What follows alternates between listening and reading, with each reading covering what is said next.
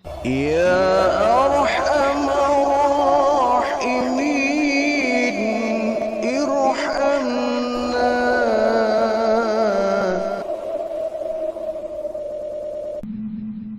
Nabi Yusuf alaihi salam adalah salah satu di antara 25 nabi dan rasul yang kisahnya dimuat secara total bahkan dalam satu surat, yakni surat Yusuf. Surat Yusuf itu satu surat yang isinya total membahas tentang perjalanan riwayat hidup seorang Nabi Yusuf alaihi salam.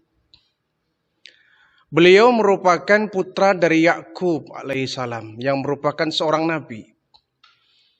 Adapun Yakub adalah putra dari Nabi Ishak. Ishak adalah putra dari Nabi Ibrahim alaihissalam. Jadi Nabi Ibrahim memiliki dua putra, yaitu Ishak dan Ismail. Ishak dari jalur ibunya yang bernama Siti Sarah. Dari Ishak ini kemudian lahir seorang anak bernama Yakub alaihi salam. Dari Yakub ini lahirnya Nabi Yusuf alaihi salam. Jadi kakek dari Nabi Yusuf adalah Nabi Ibrahim alaihi salam. Nabi Yusuf memiliki saudara 11 orang ya, menurut satu riwayat 11 orang. Ya, 10 orang dari lain ibu, adapun 2 orang, yakni beliau dengan Bunyamin itu satu ayah satu ibu, yaitu Rahel. Ya. Ibu dari Nabi Yusuf adalah Rahel. Nabi Yusuf punya adik bernama Bunyamin, dan Nabi Yusuf dari Bunyamin ini merupakan 2 anak yang lahir dari satu ayah satu ibu, yakni Nabi Yakub dan Rahel. Adapun 10 saudara yang lain itu dari lain-lain ibu ya, lain perempuan. Jadi yang sekandung dari Nabi Yusuf adalah Bunyamin, adapun yang lain adalah saudara tiri. Karena Nabi Yusuf merupakan calon nabi, maka sudah diberikan keistimewaan semenjak Nabi Yusuf ini masih kecil. Satu hari Nabi Yusuf ini cerita ke bapaknya Nabi Yakub alaihissalam. Ya abati, inni ra'aitu ahada asyara kaukaba wa syamsa wal qamar. Ra'aituhum li sajidin. Bapakku, sesungguhnya aku bermimpi. Dalam mimpinya aku melihat ada 11 bintang, planet ya. Wasyamsa dan matahari wal qamaro dan bulan. Ra'aituhum li sajidin. Mereka semua sujud kepadaku. Kira-kira apa takwil makna dari mimpi saya, Pak? Bapaknya Nabi Yakub ini segera memahami bahwa ini mimpi bukan sembarangan mimpi, dan ini merupakan pertanda bahwa anaknya Nabi Yusuf akan diangkat menjadi seorang nabi dan rasul. Mendengar cerita ini, kata bapaknya, ya bunayya la taqsur ru'yaka ala ikhwatika. Yusuf, jangan kau ceritakan mimpimu kepada saudaramu. Kenapa, Pak? Kalau saudara-saudaramu mendengar cerita ini, dia akan membahayakan bagi keselamatanmu. Aku khawatir mereka akan jahat kepadamu. Jadi kau simpan cerita ini baik-baik. Jangan kau ceritakan kepada saudaramu yang lain. Baik, Pak. Yakub ini merasa bangga dan gembira bahwa anaknya Yusuf akan diangkat menjadi nabi dan rasul. Calon nabi dan calon rasul. Nah, semenjak Yakub mendengar cerita ini, dan ini merupakan ciri-ciri bahwa anaknya akan diangkat menjadi nabi dan rasul, ya Yusuf ini diberikan semacam keistimewaan yang berbeda dari saudara yang lain. Yakub lebih banyak memberikan perhatiannya kepada Yusuf ketimbang anak-anak yang lain. Kalau ketika makan, menunya diperbanyak. Ketika tidur, dia diberikan selimut yang terbaik. dibelai-belai, tutur kata juga lembut ya.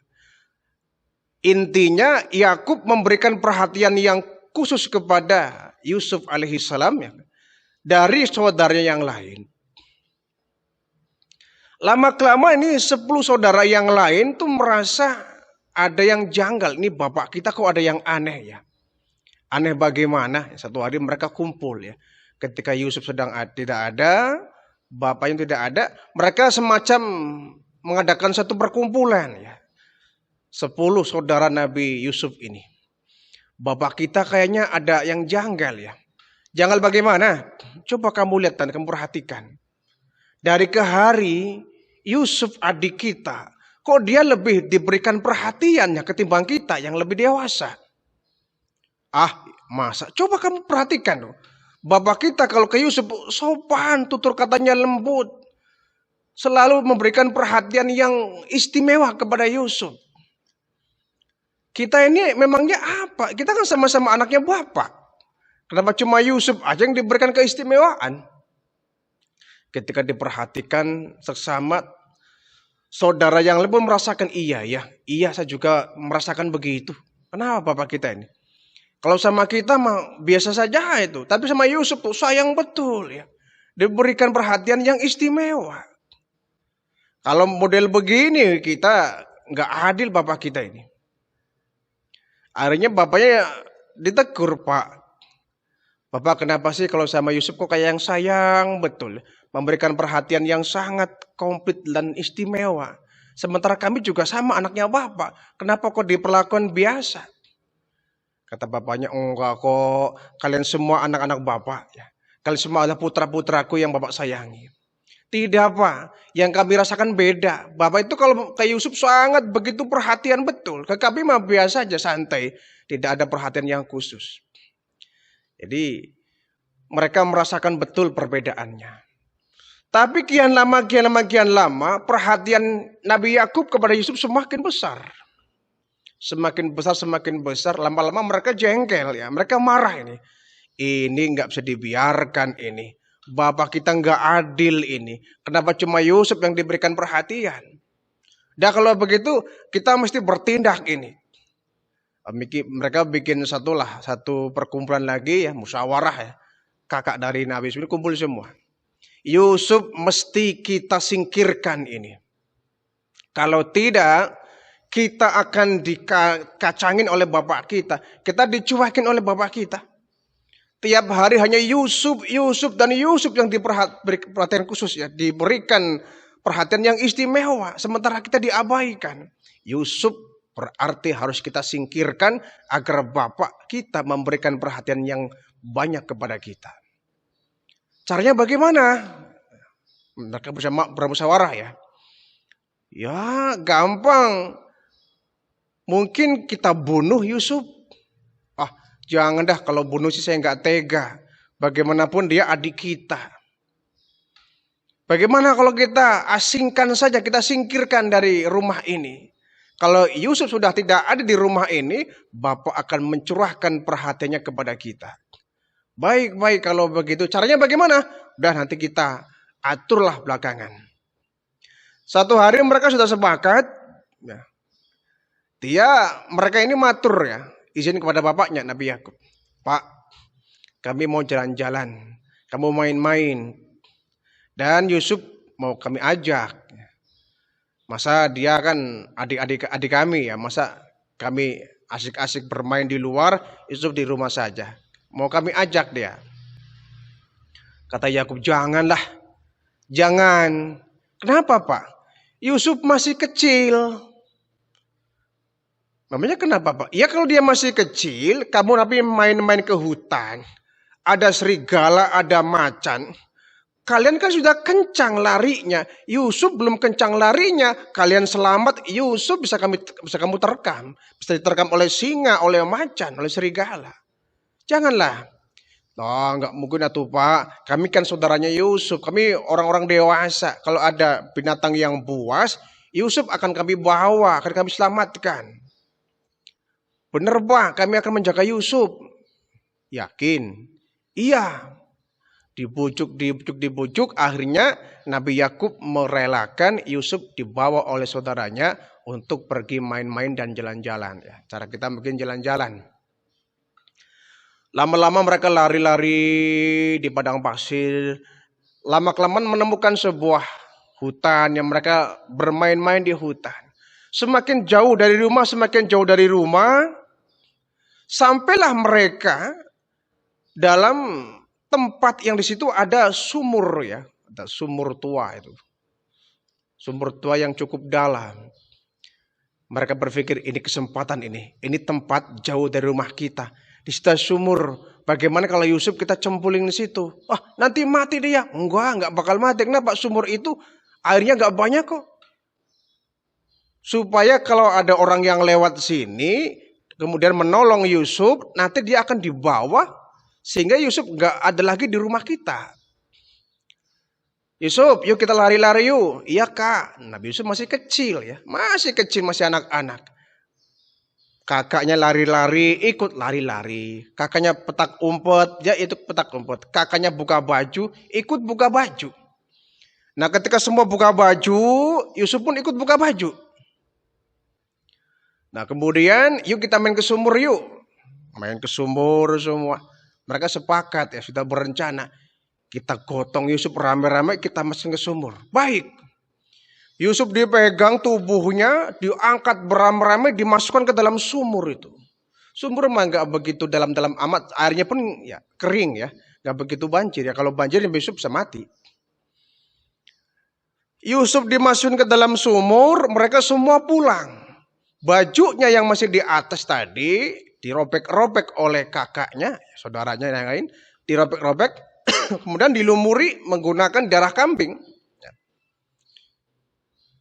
Dilumur darah kambing, kemudian pulanglah mereka menemui Yakub. Bapak, kami mohon maaf Pak. Ya. Ini mereka sandiwara ya, pura-pura sedih. Maaf Bapak, kami teledor, kami ceroboh. Kenapa? Yusuf kenapa? Iya tadi betul kata Bapak, tiba-tiba muncul singa, kami semua lari dan Yusuf kami tinggal di belakang. Ketika kami sampai di tempat itu, Yusuf tidak ada, kami hanya menemukan baju ini, Pak. Bajunya dirobek-robek, kemudian penuh dengan darah. Yakub nangis itu. Sudah Bapak bilang jangan dibawa Yusuf. Kenapa kalian masih bandel saja? Iya Pak, maaf Pak. Mereka nangis tapi pura-pura nangis padahal hatinya bahagia. Nah, sekarang Yusuf sudah tidak ada di rumah kita, pasti Bapak perhatiannya akan tercurah kepada kita. Jadi Yakub ini sangat sedih, tapi ketika mencium baju Nabi Yusuf agak curiga, kok baunya bukan darah manusia ya, kok kayak darah hewan. Tapi dia memang dibujuk oleh anak-anaknya ya, dihasut oleh anaknya bahwa Yusuf ini meninggal karena dimakan hewan buas, binatang buas. Nangis setiap hari. Sampai kemudian berpuluh-puluh tahun saking dia masih menangis meratapi kepergian Yusuf. Sampai akhirnya Yakub pun dalam kondisi buta. Sampai butanya beliau akibat menangisi setiap hari kepergian Yusuf, anak yang sangat dicintainya. Karena ini merupakan anak yang nanti akan diangkat menjadi nabi dan rasul. Adapun Yusuf ya, Nabi Yusuf masih kecil, ada dalam sumur. Dia teriak-teriak, tolong. Ya bagaimana dalam sumur nggak ada yang dengar ya. Teriak-teriak minta tolong. Akhirnya tiba-tiba datang seorang musafir ya, musafir niaga. Lewat di tempat itu, mereka kemudian haus ingin mengambil air ya, karena panas ingin cuci muka. Berhentilah mereka di dekat sumur itu. Akhirnya ember dimasukkan ke dalam sumur, ya, menciduk satu air diangkat ya. Memang embernya agak gede ya. Embernya gede. Diangkat, kaget mereka. Kok diangkat ini air berat amat? Kok ini air berat amat satu ember? Kok seberat ini? Ada apanya ini? Ternyata di bagian bawahnya Nabi Yusuf pegangan. tambang yang ada embernya dipegang Nabi Yusuf. Sehingga keangkatlah tubuh Nabi Yusuf. Kaget mereka, ini ada anak kecil di sini.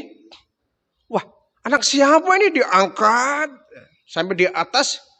Dia lihat ini anaknya masih hidup. Ya. Dia hidup, cuma dia sudah lemas ya karena sudah beberapa hari ada dalam sumur. Dia lihat ini anak kayaknya bukan sembarangan anak ini. Ini anak bangsawan ini. Kulitnya putih bersih, parasnya sangat tampan. Ini kayaknya kalau dijual di kota untuk dijadikan budak kayaknya mahal ini. Dibawa mereka dimandai, kamu siapa nak? Nabi Yusuf nggak menjawab karena dia bingung ya. Dia bingung. Akhirnya ini dibawalah Yusuf oleh rombongan niaga ini. Musafir niaga ini. Sampai kemudian dibawa. Sampailah kepada di tengah-tengah perkotaan besar. Nabi Yusuf kemudian dijual sebagai seorang budak. Nah untungnya Nabi Yusuf dibeli oleh seorang perdana menteri namanya Kitfir ya. Ini anak saya beli. Tapi ini anak kayaknya anak bangsawan nih tuan. Yang mahal tuh harganya baik. Ini saya beli dengan harga mahal. Dibeli dengan harga mahal karena memang Yusuf masih kecil pun sudah tampan luar biasa ya. Tampan, mukanya sudah menunjukkan aura ya, yang tidak umum anak-anak yang pada umumnya ya.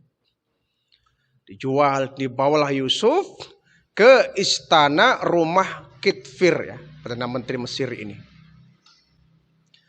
Sampai di rumah kata istrinya, namanya Siti Zulaikha ya. Ada satu riwayat yang mengatakan bahwa namanya bukan Zulaikha tapi Zalikha ya. Cuma kita yang lebih umum mendengar kisah ini ya Siti Zulaikha ya. Zulaikha. Istri Kitfir ini bertanya, Mas, ini anak siapa? Iya, ini tadi saya beli di pasar ya. Orang menjual anak untuk diperbudak. Saya beli, oh ya.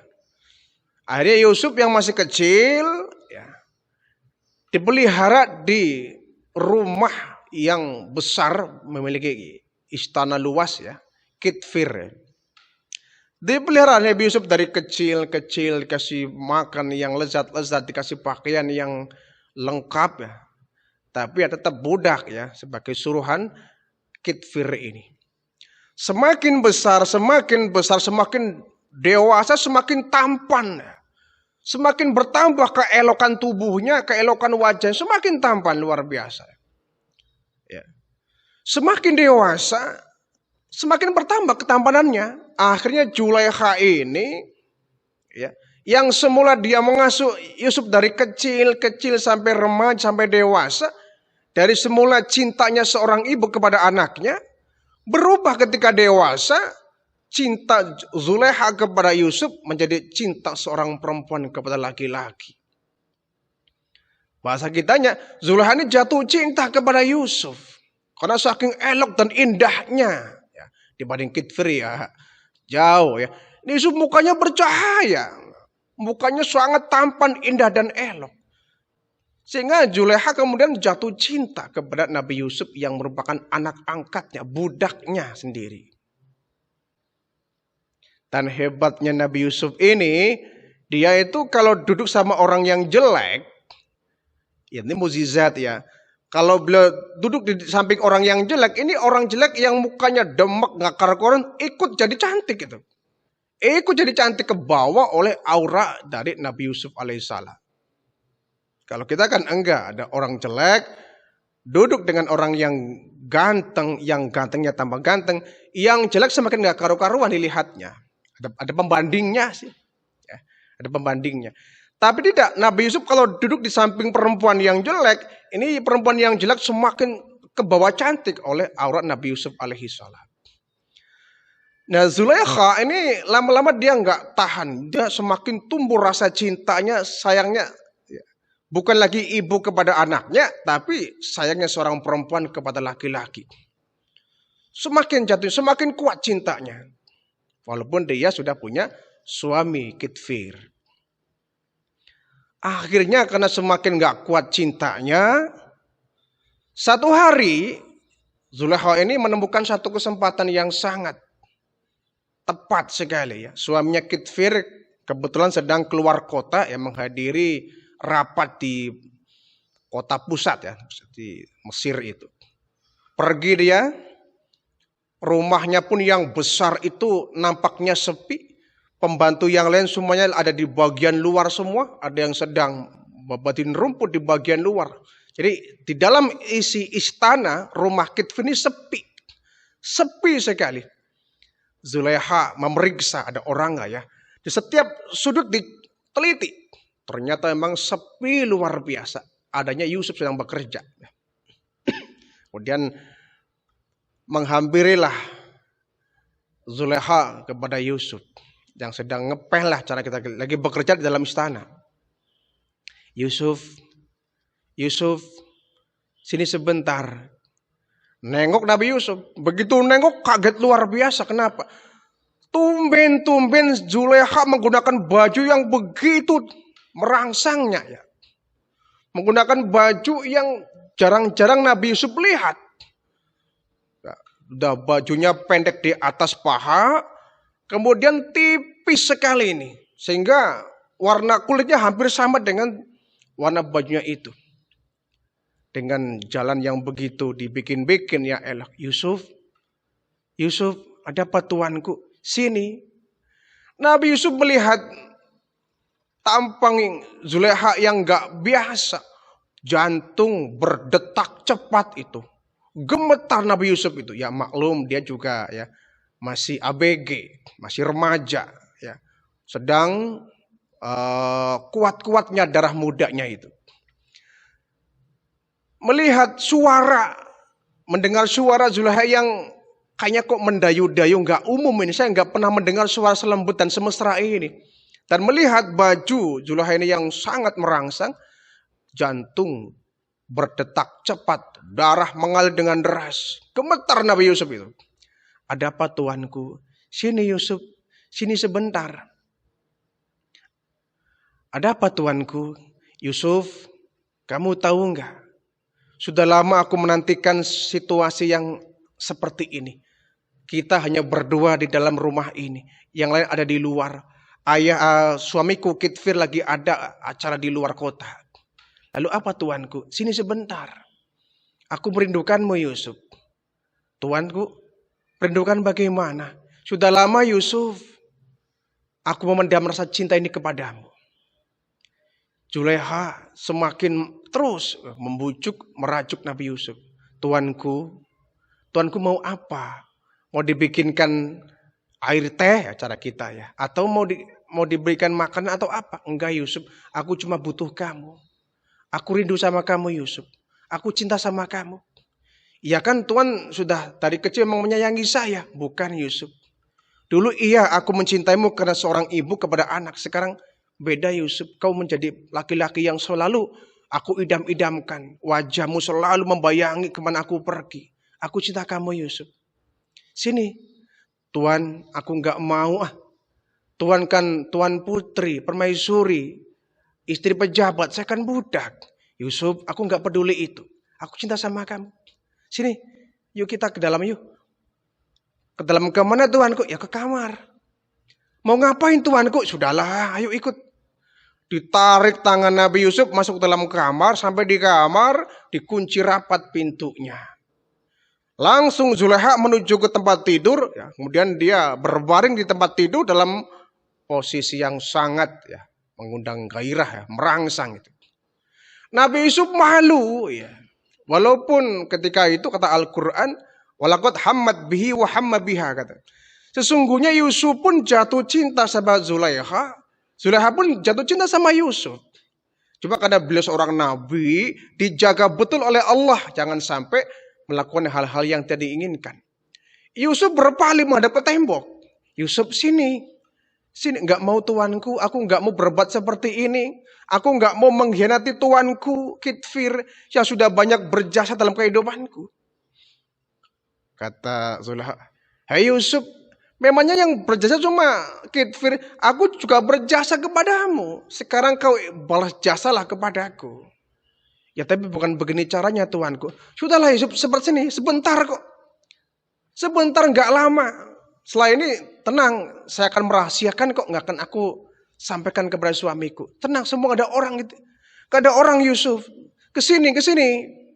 Iya tuanku, kita memang nggak ada yang lihat, tapi Allah ngelihat. Aku nggak mau tuanku. Zulaikha rada marah ya, dia istri pejabat ditolak oleh anak muda yang menurut dia nggak ada apa-apanya.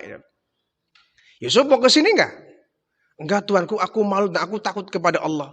Bangkit rupanya nih Zulaikha dengan gemesnya, dipanggil-panggil, dirayu-rayu nggak mempan. Bangunlah Siti Zulaikha ini dari pembaringan. Kemudian Nabi Yusuf diputar badannya yang semula menghadap ke tembok, diputar badannya menghadap ke dia. Tapi ketika diputar, Nabi Yusuf terus saja membalikkan badannya ke tembok. Tuanku tolong, jangan lakukan ini, aku nggak bisa tuanku, aku nggak mampu, aku malu kepada Allah, aku takut kepada Allah. Udahlah Yusuf, ayolah, mumpung nggak ada orang, sebentar saja, kau turuti hasrat hatiku. Nggak mau tuanku. Nabi Yusuf lari ke arah pintu, saking takutnya dikejar oleh Zulaikha. Ditarik dari belakang bajunya oleh Zulaikha. Ketika ditarik bajunya, robeklah baju bagian belakang dari Nabi Yusuf ini. Ketika ditarik dan robek menuju pintu, tiba-tiba pintu terbuka dari luar. Suaminya Zulaikha, Kitfir, datang. Wah, ketangkep basah ya. Ketangkep basah itu kayak orang mau maling kemudian ketangkap kan sudah. Segalanya serba salah tingkah. Garuk-garuk nggak gatel. Salah tingkah. Ada apa ini kata Kitfir. Yusuf, kenapa kamu ada di sini? Iya tuanku. Langsung Zulaikha ambil alih itu. Langsung dia berakting. Suamiku Yusuf kurang ajar. Bagaimana maksudnya? Iya, dia mau memperkosa saya. Dia mencari kesempatan dalam kesempitan. Rumah kita sepi. Saya sedang di kamar, dia masuk dan dia ingin memperkosa saya. Kata Yusuf, enggak tuanku. Enggak, itu enggak benar. Itu fitnah. Justru Zulaikha yang memaksa saya. Tidak suamiku. Ini Yusuf kira-kira mau kita hukum sebagai apa? Dia kurang ajar ini. Dia sudah keterlaluan gitu. Sudah berbuat senonoh kepada saya. Tidak tuanku, aku nggak berdosa, aku nggak bersalah. Justru Zulaikha yang memaksa saya. Suaminya bingung, ini yang benar yang mana, yang salah yang mana itu. Yusuf menyatakan dia yang benar, Zulaikha menyatakan dia yang benar. Bingung nih Kitfir. Ini gimana mutusinnya, yang benar yang mana? Hanya datang orang ya, orang istana yang memberikan jalan tengah. Tuanku Kitfir, iya, saya punya usul ini. Kita kalau menebak-nebak ya nggak bisa karena kita nggak punya saksi. Kita nggak bisa menerka-nerka ini. Tapi kita bisa cari bukti yang kuat tuanku. Bukti yang kuat bagaimana? Coba kita lihat baju Yusuf. Maksudnya kalau sobeknya di bagian depan, robek, artinya Yusuf memperkosa Zulaikha. Zulaikha meronta-ronta, akhirnya ke cakar-cakar baju bagian depannya. Berarti Zulaikha benar, Yusuf salah. Tetapi seumpama baju yang robek bagian belakang, itu artinya Yusuf kabur, ditarik oleh Zulaikha. Maksudnya Yusuf benar, Zulaikha salah. Ketika diperiksa, ternyata yang robek bagian belakang. Artinya kesimpulannya Yusuf benar, Zulaikha yang salah. Zulaikha terbukti semuanya ya, kamu yang salah. Kamu yang memulai. Oleh karena itu kamu taubat kepada Allah Zulaikha. Jangan pernah kau ulangi perbuatan sememalukan ini. Taubat kau kepada Allah. Nangis itu, sujud Zulaikha di depan Kitfir suaminya. Dan orang-orang yang hadir di sini, tolong rahasiakan aib ini. Jangan pernah diceritakan orang-orang luar sana. Memalukan. Baik tuanku. Akhirnya demi untuk menutupi aib ini, Yusuf kemudian dibawa ke pengadilan. Ya, dibawa ke pengadilan pusat. Ya. Akhirnya Nabi Yusuf diadili dan jatuh vonisnya tetap yang bersalah adalah Nabi Yusuf alaihi salam menurut pengadilan. Oleh hakim Nabi Yusuf divonis masuk ke dalam penjara. Inilah ternyata ketidakadilan, kezoliman hukum sudah ada dari zaman dahulu kala. Bukan cuma di zaman sekarang ya, yang salah di penjara, yang benar di penjara, yang salah tertawa itu bukan zaman sekarang saja.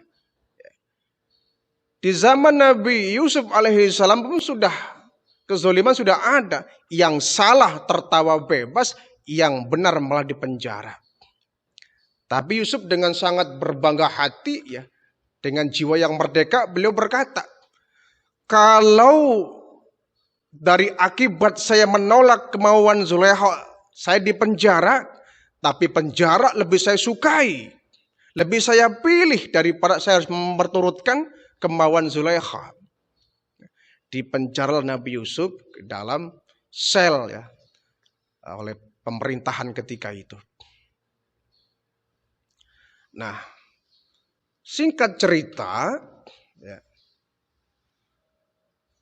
satu hari ketika Nabi Yusuf ada di dalam penjara ini ya, ketika di penjara, beliau nggak sendirian ya. Ternyata ada orang yang sudah dahulu ada di dalam penjara itu, 2 orang ini.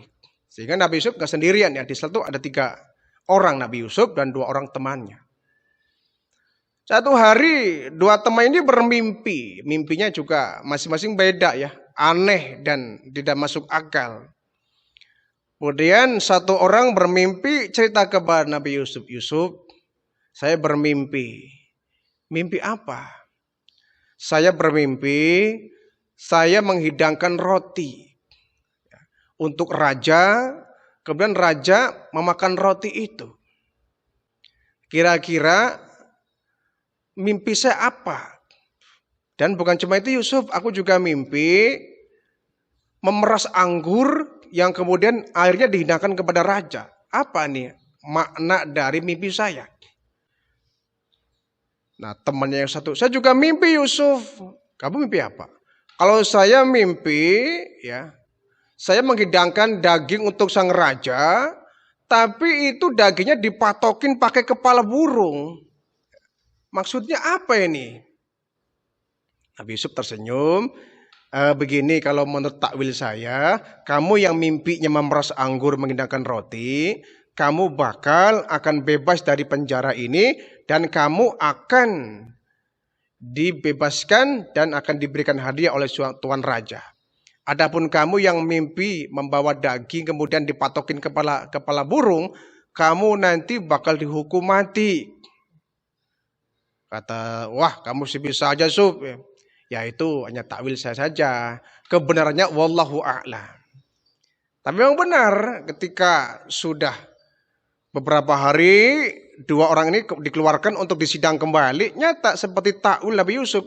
Orang yang satu yang memerah anggur kemudian dibebaskan dan kembali bekerja di istana. Adapun yang bermimpi dipatokin kepala burung, ini maknanya adalah dia akan dihukum mati. Dan betul ternyata 2 orang ini yang jahat adalah yang dipatokin oleh kepala burung ini. Tapi Nabi Yusuf masih ada dalam penjara.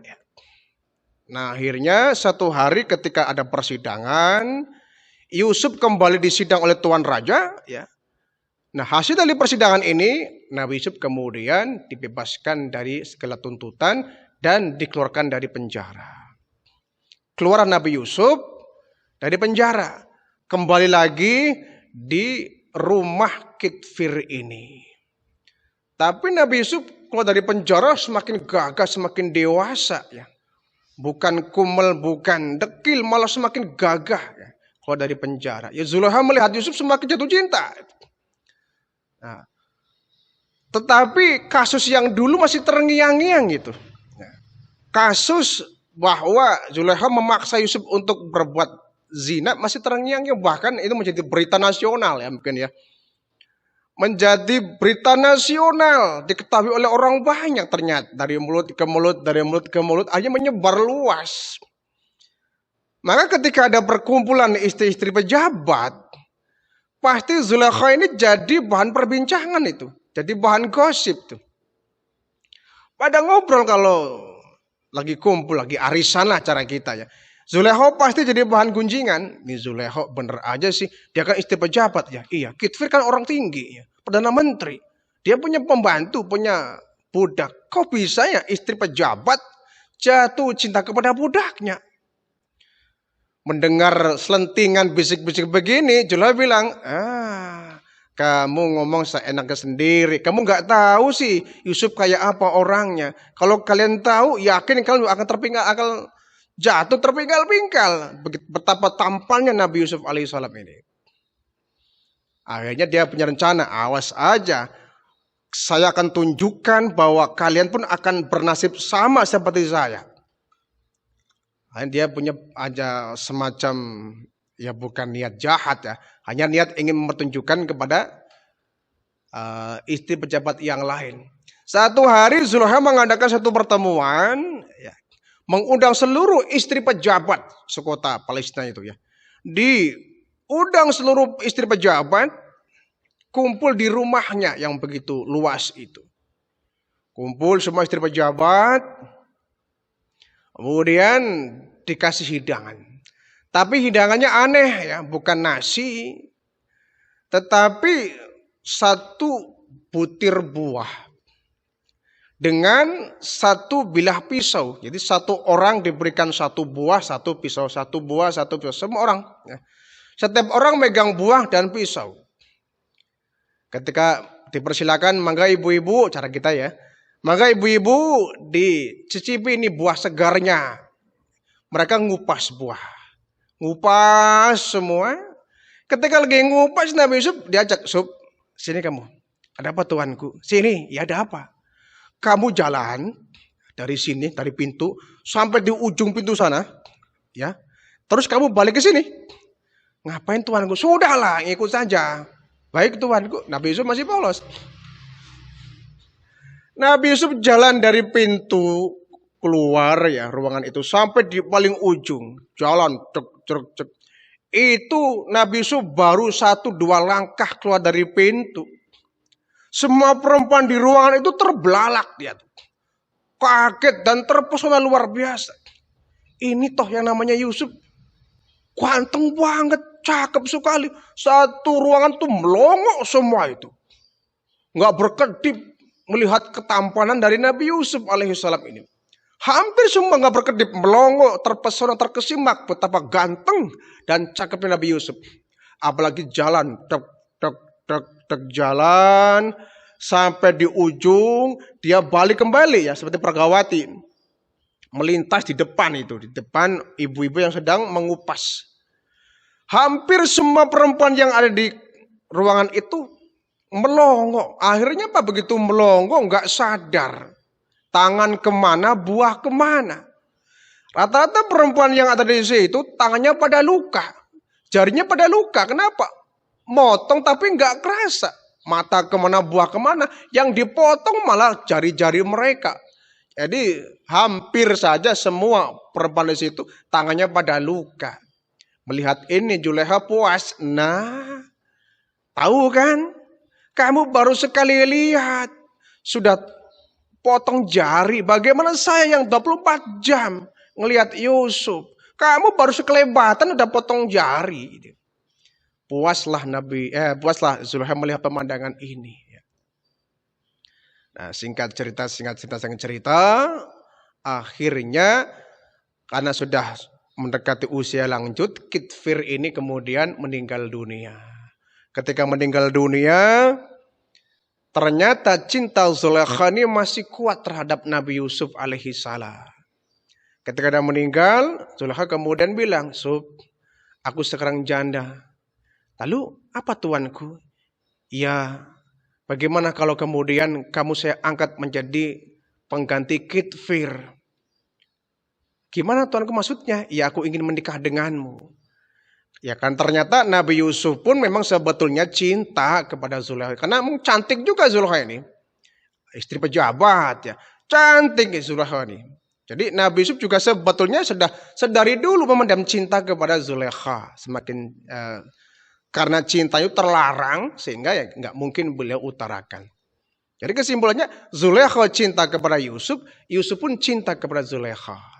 Maka ketika kemudian Zulaikha meminta agar Yusuf dijadikan suami, ya mereka akhirnya satu sama lain saling jatuh cinta, menikahlah Nabi Yusuf dengan Siti Zulaikha. Begitu menikah, Nabi Yusuf diangkat menjadi seorang raja, ya. Karena beliau merupakan orang yang sangat bijaksana, ya. Satu hari di tempat itu terjadi bencana kekeringan, ya. Bencana kekeringan sehingga hampir kelaparan melanda seluruh daerah itu, Palestina ketika itu, ya. Kelaparan terjadi di mana-mana. Nah, akhirnya sang raja ini bukan Kitfir, ya, tapi raja pusat, ya.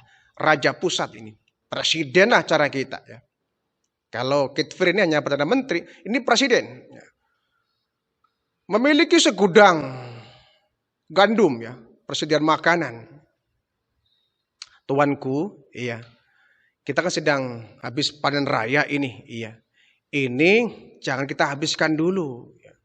Karena kita ketika musim paceklik itu akan berakibat orang banyak kelaparan. Tuhan sebagai raja di kota ini harus bisa membagikan ini kepada rakyatnya. Baik Yusuf, kalau begitu saya angkat kamu sebagai perdana menteri, menggantikan Kitfir akhirnya, ya. Nabi Yusuf diangkat menjadi perdana menteri. Nah, kemudian singkat cerita sang raja pun meninggal dunia karena sudah tua. Diangkatlah Nabi Yusuf menjadi raja ketika itu, menjadi raja besar di kota Palestina itu. Nabi Yusuf sudah pakai baju kebesaran, ya. Beliau keliling kampung memberikan sembako lah kalau kita, ya, memberikan gandum, memberikan makan kepada rakyat yang sedang sengsara kelaparan. Nah, rupanya kelaparan ini sampai juga di daerah, di desa di mana Yakub dengan anak-anaknya tinggal. Kata Nabi Yakub, coba kamu datang ke kota pusat sana, ya. Kenapa, Pak? Di sana katanya ada raja baru, raja muda, ya, yang sangat bijaksana. Dia sedang bagi-bagi sembako, sedang bagi-bagi makanan. Coba kamu ke sana. Baik, Pak. Ini saudara Nabi Yusuf yang dulu pernah ngejeburin ke dalam sumur ini, mereka pergi menuju istana pusat, ya. Di istana pusat bertemulah dengan seorang raja tampan yang ternyata adalah Nabi Yusuf. Tapi mereka nggak kenal, terakhir kenal ketika masih kecil, ya. Terakhir melihat Yusuf ketika masih kecil. Kali ini tuh dewasa, sudah jadi seorang raja, ya. Tumbuh dewasa sehingga pangling, nggak mengenali. Tapi tidak dengan Nabi Yusuf, dia masih kenal. Ini saudara saya ini, yang dulu pernah ngejeburin saya ke dalam sumur ini. Iya, ini saya yakin dia saudara saya. Nabi Yusuf mengenali saudara-saudaranya, adapun saudaranya nggak mengenali Yusuf itu siapa. Karena mereka katanya raja, ya, bukan Yusuf. Dia dilihat, oh ini kakak saya ini kakak saya ini. Hanya dia bilang, Mas, nanti kalau kesini lagi, ya, besok-besok aku minta adikmu yang namanya Bunyamin bawa ke sini, ya. Oh, Tuan kenal dengan Bunyamin? Kenal. Baik tuanku, dia nggak curiga, kakaknya nggak curiga bahwa itu Yusuf. Akhirnya pulanglah ini saudaranya bertemu dengan bapaknya Yakub di dalam rumah itu. Pak, iya, ada pesan dari Tuan Raja. Kenapa? Kalau nanti besok-besok kembali ke sana ngambil makanan, adik Bunyamin ini minta dibawa ke istana. Tanpa dia katanya sang raja nggak bakal ngasih makanan ini. Ini Yakub curiga lagi nih. Wah, ini sih lagi-lagi akal saya curiga nih. Dulu juga Yusuf begitu nih. Dulu Yusuf ini, sekarang Bunyamin. Sedangkan nih Yusuf dengan Bunyamin ini satu ibu satu bapak, ya. Ah, saya khawatir nanti kayak dulu lagi dimakan macan, kata Yakub. Enggak, Pak, yang dulu masih tobat dah. Tobat, nggak bakal lagi. Ini bener, Pak. Bener ya? Bener, Pak, saya nggak bohong. Baik. Hari berikutnya datanglah ini saudara Nabi Yusuf dengan membawa Bunyamin. Bunyamin dibawa sampai di depan raja yang adalah Nabi Yusuf, ya. Kemudian tuan-tuan tunggu di luar, ya. Saya akan bawa anak kita dalam istana. Silakan Tuan Raja. Sampai di istana, Nabi Yusuf buka mahkotanya. Bunyamin, kamu kenal saya enggak? Tuan siapa? Hei, kamu kenal saya? Aku Yusuf. Yusuf? Kak Yusuf? Iya, aku saudaramu Yusuf. Akhirnya pelukanlah Nabi Yusuf dengan Bunyamin yang ternyata adalah adik kandung ya. Satu ibu satu bapak. Dipeluk saking rindunya sudah sekian puluh tahun berpisah. Bunyamin, bapak gimana kabarnya? Ya sehat sih. Oh kalau begitu besok bapak bawa ke sini ya. Baik kak. Dia sudah mengenal kakaknya dia. Pulanglah ini ya. Bunyamin dengan kakaknya. Sampai di rumah kata Bunyamin, Pak, Tuan Raja ingin ketemu bapak. Mau ketemu saya? Iya. Oh, baik. Hanya satu hari esoknya berangkatlah ini saudara-saudaranya dengan Bunyamin juga Nabi Yakub.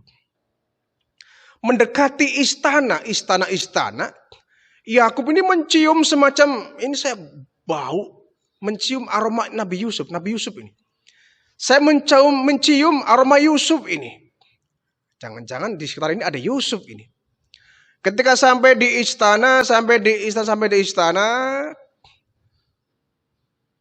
berdirilah bapaknya yang sudah buta itu. Pak, Bapak kenal suara saya tidak? Kamu siapa nak? Aku raja. Iya, Bapak juga raja. Kamu siapa nak? Saya adalah putra Bapak, Yusuf. Yang benar nak? Iya. Aku Yusuf Pak, yang dulu pernah diceburin sama kakak di dalam sumur itu. Akhirnya saking kagetnya Yakub sampai kembali dari buta melihat kembali. Yusuf kau anakku? Ya dipeluk erat itu. Saudaranya kan malu. Hah? Yusuf? Wah ini Yusuf. Oh. Mereka malu. Akhirnya mereka saling minta maaf. Ya. Kata Yusuf, sudahlah yang lalu biar berlalu. Aku maafkan semua dosa kalian. Tapi jangan diulangi kembali. Iya Yusuf, aku minta maaf. Aku juga nyesel. Ya. Dulu sudah ceroboh, sudah jahat sama kamu. Sudahlah, gak apa-apa, kita lupakan. Saling pelukan mereka itu. Jadi, jadilah Nabi Yusuf sebagai seorang raja dengan permaisurinya yang bernama Siti Zulekha. Yang dulu merupakan ibu angkatnya.